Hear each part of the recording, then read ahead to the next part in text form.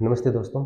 अब जो अपना टॉपिक चल रहा था रिएक्शंस ऑफ एल्कली मेटल्स, उनमें अपने पढ़ा था कि जो लिथियम था उसका बिहेवियर था वो सबसे अलग था। वो हाइड्रोजन के साथ रिएक्शन करने के बाद सहसंयोजक कोवलेंट टाइप के हाइड्रेट बना रहा था। बाकी जो उसकी मेटल है एल्कली मेटल्स वो आयनिक नेचर की हाइड्रेट बना रही थी। उसी प्रकार वो ऑक्सीजन या एयर के साथ रिएक्शन करके ऑक्साइड सॉरी नॉर्मल ऑक्साइड बना रहा था और साथ में ऑक्सीजन के साथ साथ वो नाइट्रोजन के साथ भी रिएक्शन कर रहा था। लेकिन बाकी जो एलिमेंट थे, बाकी जो धातुएं थी, वो केवल और केवल ऑक्सीजन के साथ ही रिएक्शन कर रही थी। उसके बाद में हमने पढ़ा था वाटर के साथ वो रिएक्शन करके एक वीक बेसिस बनाते हैं। बाकी जो इसकी एल्कली मेटल्स हैं वो वाटर के साथ रिएक्शन करने के बाद वो स्ट्रॉन्ग बेसिस बनाती है।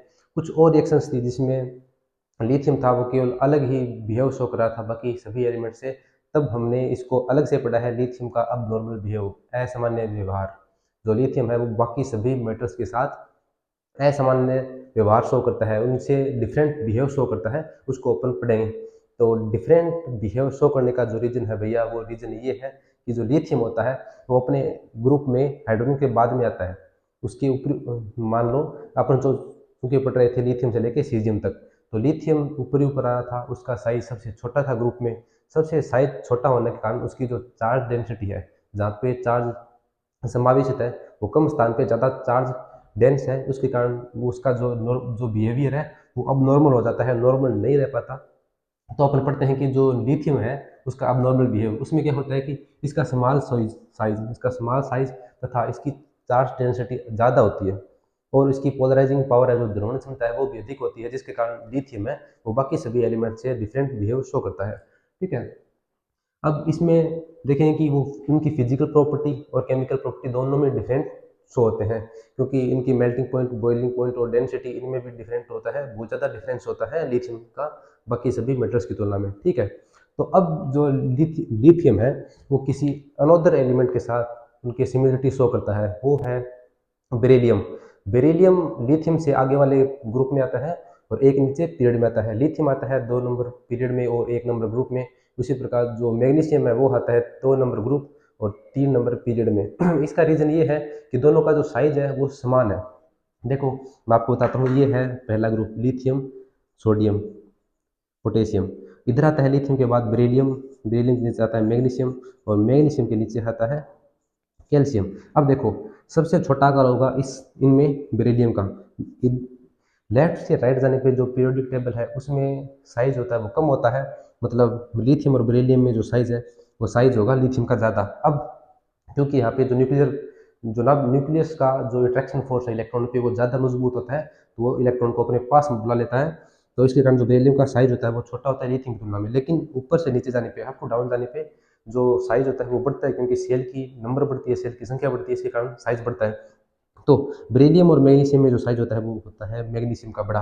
अब देखो इधर से इधर जाने पे साइज लिथियम का बढ़ रहा था, इधर बेरिलियम से मैग्नीशियम में जाने पर मैग्नीशियम का साइज बढ़ रहा है, तो मतलब दोनों का आकार है वो लगभग सा सेम होता है।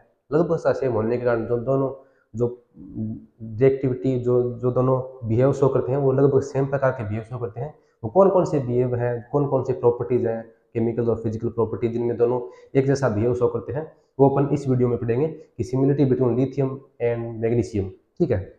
दोनों एक प्रकार का रिलेशनशिप शो करते हैं।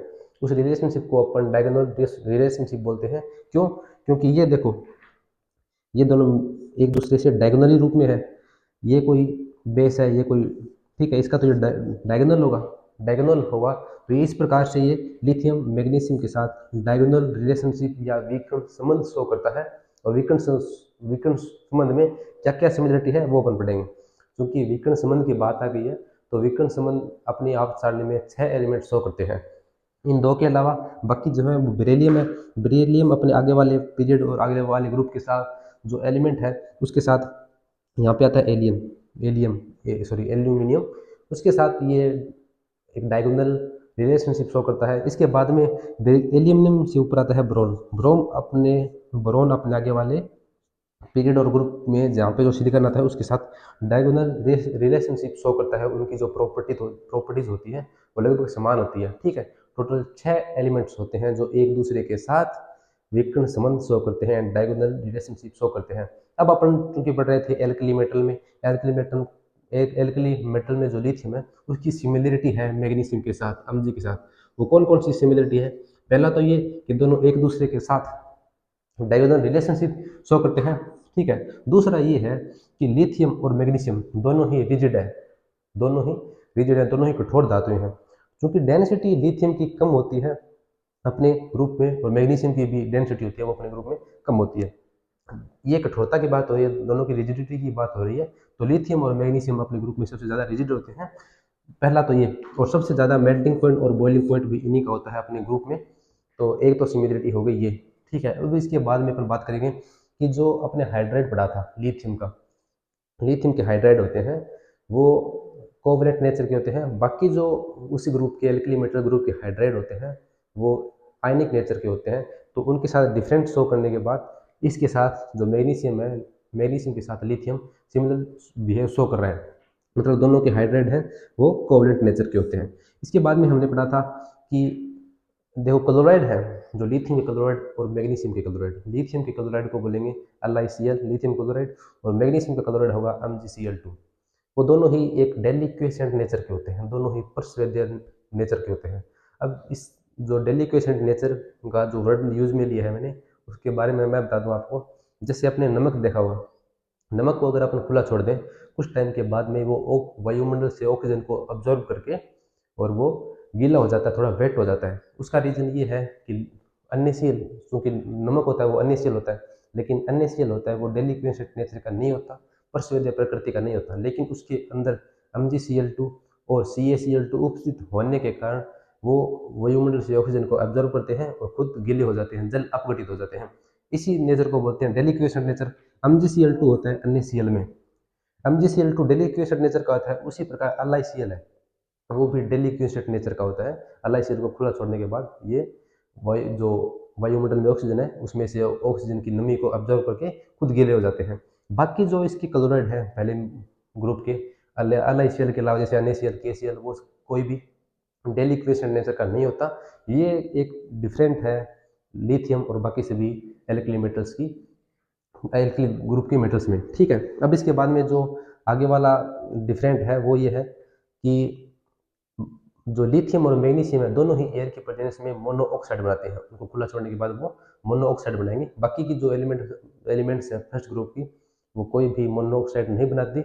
इसके बाद में जो लास्ट है वो ये है कि जब दोनों को ऑक्सीजन के साथ या एयर के साथ गर्म किया जाता है, एयर के साथ रिएक्शन करवाई जाती है, तो लिथियम नाइट्रोजन के साथ भी रिएक्शन कर लेता है। बाकी जो एलिमेंट्स हैं जैसे सोडियम पोटेशियम पहले ग्रुप के, वो केवल और केवल ऑक्सीजन के साथ रिएक्शन करके ऑक्साइड, सुपर ऑक्साइड और प्रोक्साइड बनाती हैं। लेकिन लिथियम है वो ऑक्सीजन के साथ साथ नाइट्रोजन के साथ भी रिएक्शन करके वो नाइट्राइड बनाता है। दोनों ही नाइट्राइड बनाते हैं। नाइट्राइड का मतलब मैंने बोला था नाइट्रोजन तीन, एक नाइट्रोजन के ऊपर -3 का चार्ज, नाइट्राइड।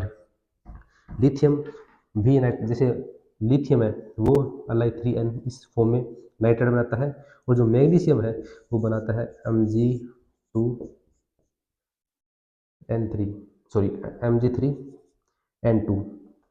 आपको बता दूं मैग्नीशियम के ऊपर चार्ज आता है +2, और जो नाइट्रोजन है उसके ऊपर चार्ज होता है -3, ठीक है। अब इसका अगर फॉर्मूला बनाएंगे, मोलिकुलर फार्मूला, तो इसका जो चार्ज है वो इसके पैरों में आएगा, तो हो गया Mg3, और ये जो प्लस वाला चार्ज है वो आएगा यहाँ पे इसके पैरों में और होगा N2। पहले अपन पॉजिटिव चार्ज वाले को लिखेंगे, तो इसके कारण मैंने पहले मैग्नीशियम को लिखा है Mg3n2। तो दोनों के जो नाइट्राइड होते हैं, जो दोनों नाइट्रोजन के साथ रिएक्शन करके दोनों नाइट्राइड बनाते हैं। ये अपना था लिथियम का एबनॉर्मल बिहेवियर और सिमिलरिटी विद मैग्नीशियम। हाँ तो दोस्तों, अब जो अपना लास्ट टॉपिक है एल्कली मेटल्स में, वो है एल्कली मेटल्स का यूज। वो कहाँ कहाँ पे यूज होती है अपने लैब के अंदर और अपने इन्वायरमेंट के अंदर, किस किस रूप से अपने को काम में आती है, उसके बारे में अपन इस वीडियो में पढ़ेंगे। उसमें क्या होता है कि जैसे एल्कली मेटल्स हैं उसमें जो लिथियम आती है उसका यूज होता है लिथियम स्टीरेट C17S15 COONA। इनका यूज होता है एक लुब्रिकेट बनाने के अंदर, स्नेहक बनाने के अंदर। इस जो ये जो पूरा कंपाउंड है इसका यूज होता है, मतलब इसमें जो लिथियम मेटल है इसका यूज हो रहा है, जो कि एक एल्कली मेटल है। अपन एल्कली मेटल्स के यूज पढ़ रहे हैं, तो लिथियम का उपयोग एक लुब्रिकेंट बनाने में होता है, स्नेहक बनाने में होता है लिथियम स्टीयरेट के रूप में, ठीक है। दूसरा अगर इसकी अपन यूज़ की बात करें तो वो होता है अलाइड C2H। इसका यूज़ होता है जो आर्टिफिशियल विटामिन ए है लैब के अंदर, वो तैयार करने में भी लिथियम का यूज़ होता है। अलाइड C2H ये होता है भैया, अलाइड C2H ये है, इसका यूज़ होता है आर्टिफिशियल विटामिन ए बनाने के अंदर, ठीक है। तीसरा अगर अपन बात करें लिथियम और लेड धातु जो मेटल एलॉय बनाते हैं उसका यूज होता है, इसको अपन वाइट मेटल बोलते हैं। इसका यूज होता है जो मशीन होते हैं उनके बियरिंग बनाने में होता है लिथियम और लेड का, जो इनसे मिलकर बनी जो एलॉय बनती है उसका यूज होता है बियरिंग बनाने में, मशीनों के बियरिंग बनाने में।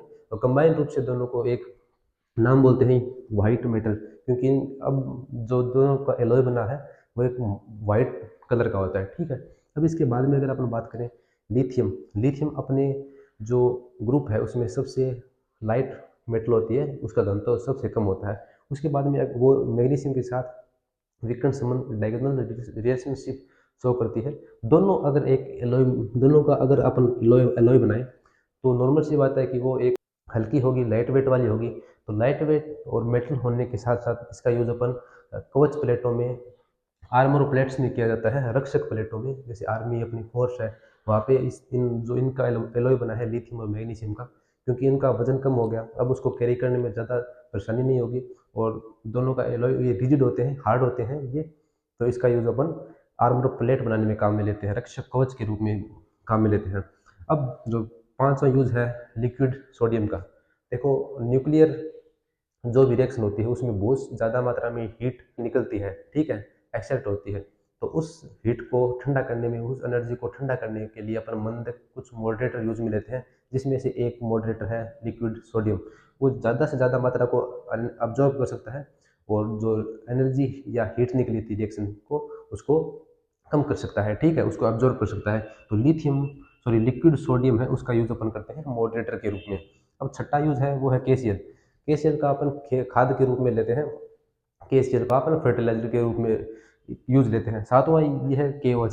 केओएच जहाँ पे पोटेशियम आयनों की आयन ज़्यादा हो तो वो होता है सॉफ्ट वाटर। तो जो पोटेशियम हाइड्रोक्साइड है उसका यूज अपन लेते हैं सॉफ्ट सोप बनाने में, और साथ साथ में जो केओएच है वो कार्बन डाइऑक्साइड को एब्जॉर्ब करने में एब्जॉर्बेंट के रूप में यूज में लिया जाता है, ठीक है। ये कुछ यूज थे एल्कली मेटल